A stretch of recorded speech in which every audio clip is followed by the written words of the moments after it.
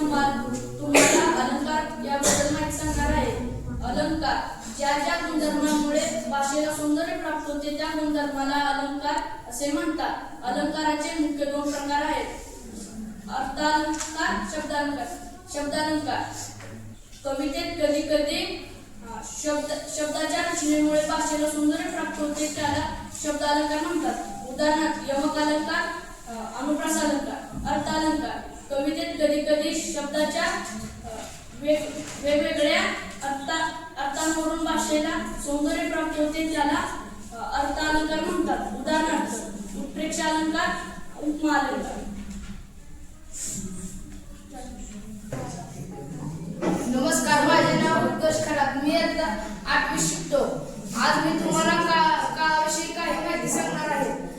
काळाचे मुख्य 3 प्रकार: वर्तमान काळ, भूतकाळ, भविष्यकाळ. वर्तमान काळ: साधा वर्तमान काळ, चालू वर्तमान काळ, पूर्ण वर्तमान काळ, रीती वर्तमान काळ. भूतकाळ: साधा भूतकाळ, चालू भूतकाळ, पूर्ण भूतकाळ, रीती भूतकाळ. भविष्यकाळ: साधा भविष्यकाळ, चालू भविष्यकाळ, पूर्ण भविष्यकाळ, रीती भविष्यकाळ. माझा मित्र सूर्यशंकर, आम्ही दोघे आज मोठी व त्यांच्या सांगणार आहे. कोणत्याही गोष्टीचा अतिरेक होती संसारात इकडे आठ तिकडे वेळ. दोन्ही बाजूला सारखीच परिस्थिती असते. नाकापेक्षा मोठी जड, मालकापेक्षा नोकराची बिजाची असते. रात्र थोडी सोंगे फार, कामे जास्त आणि वेळ कमी. चोराच्या उलट्या बाबा. स्वतःपणा करून दुसऱ्याच्या नावाने ओरडणे. थँक्यू. नमस्कार मित्रांनो, माझे नाव वेदांत भोसले. मी आज तुम्हाला स्वामी विवेकानंद यांच्या जीवनातील एक प्रसंग सांगणार आहे.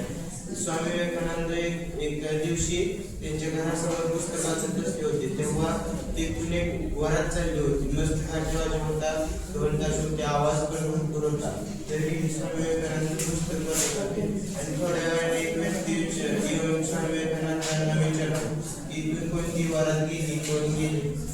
स्वामी आवाज येतोय. स्वामी विवेकानंद म्हणतात, मला माहित नाही, मी तर पुस्तक वाचत बसलो होतो. यावरून हे कसे स्वामी विवेकानंद पुस्तक वाचण्यात एवढे मग्न होते त्यांच्या बाजूने वरात गेलेली तरी नाही. त्यांची पुस्तक वाचण्यात पूर्णपणे एकाग्रता होती. यावरून आपल्याला हे कळते की जीवनात एकाग्रता ही खूप महत्वाची आहे. एकाग्रतेशिवाय आपण काही साध्य करू शकत नाही. मित्रांनो, माझे नाव श्रेयरी. मी आज तुम्हाला काही काळ व त्यांचे काळांची वाक्य सांगणार आहोत. मराठी मुख्य 3 काळ असतात. पहिला वर्तमान काळ, दुसरा भूतकाळ, तिसरा भविष्यकाळ. वर्तमान काळाचे 4 प्रकार असतात. साधा वर्तमान काळ: मी आंबा खातो. चालू वर्तमान काळ: मी आंबा खात आहे. पूर्ण वर्तमान काळ: मी आंबा खाल्लेला आहे.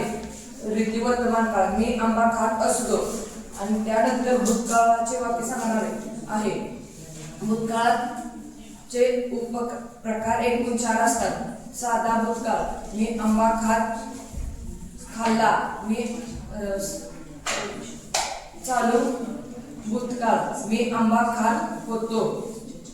पूर्ण भूतकाळ: मी आंबा खाल्लेला होता. रीती भूतकाळ: मी आंबा खात असे. यानंतर मी भविष्यकाळातील प्रकार व त्यांचे वाक्य सांगणार आहे. साधा भविष्यकाळ: मी आंबा खाईन. चालू भविष्यकाळ: मी आंबा खात असेल. पूर्ण भविष्यकाळ: मी आंबा खाल्लेला असेल. रीती भविष्यकाळ: मी आंबा खात जाईन किंवा राहीन. धन्यवाद.